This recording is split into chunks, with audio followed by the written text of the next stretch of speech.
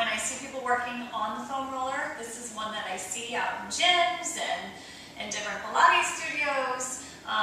So perhaps it's one you've seen before, but it's a really good one, and it's often very intense. So I'm going to try to smile as I do it. It's a hard one for me. Okay, we're going to start on our side, and at this top part of your hip, you have a really big bony prominence. You don't want to start on that. That's going to hurt regardless. It's always going to hurt. So you're going to come just below this bony prominence. You're going to come up onto the roller, and then the way I like to perform this is to have my hands on the floor, straighten out the bottom leg, and I like to keep the top leg bent with the foot down. So one reason I like to do this is because it makes it easy to control where you're going, but also you can use this foot, you can press into the hands and into this grounded foot to ease a little bit of pressure off if you need to. Some people also like to do this down on the forearms, and that's fine as well, whatever's most comfortable for you.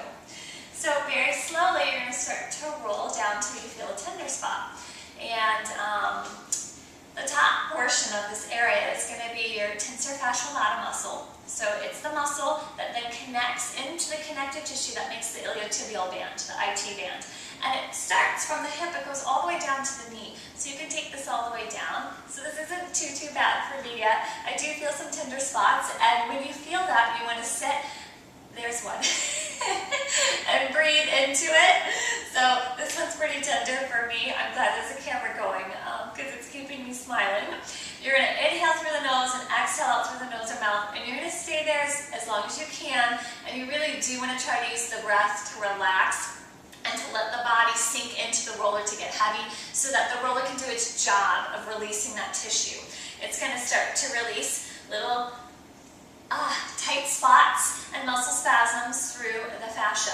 So if you are consistent and you do this regularly, it gets much easier. So I have not been real regular about this, and this isn't too bad for me.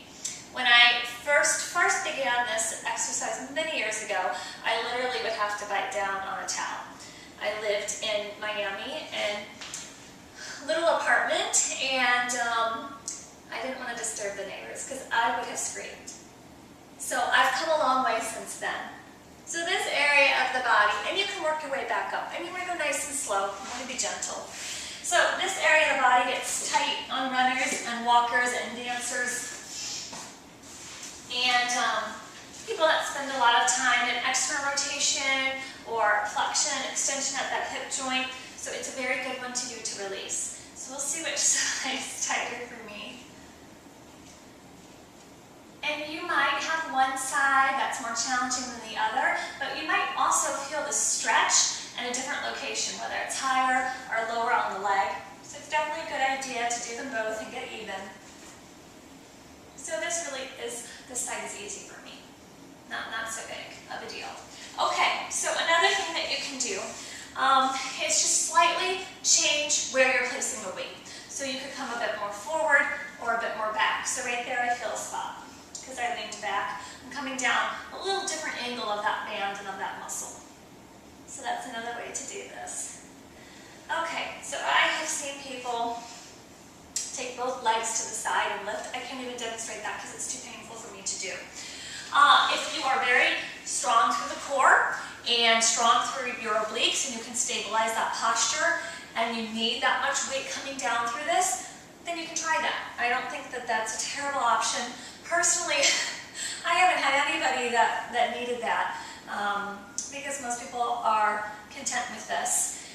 You can also use a textured roller. I have one called the rumble roller. I can't do my IT band on it. It's too intense for me, but it might be appropriate for somebody else. I can do a lot of other areas of my body on the rumble roller, but not the IT band. Anyway, it's a great one to do. It doesn't always feel so great, but it gets easier with some time, with practice, and doing this video is a good reminder for me that I need to work this into my routine a little more often, especially on this right leg. So thank you so much for watching, and if you have any questions, you can email me at amandascorner, C-O-R-E-N-E-R, @charter.net.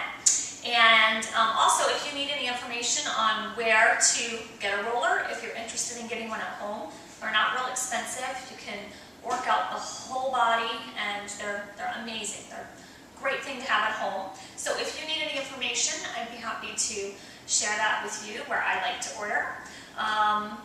And that's it. Hope to hear from you. Thanks so much. Bye.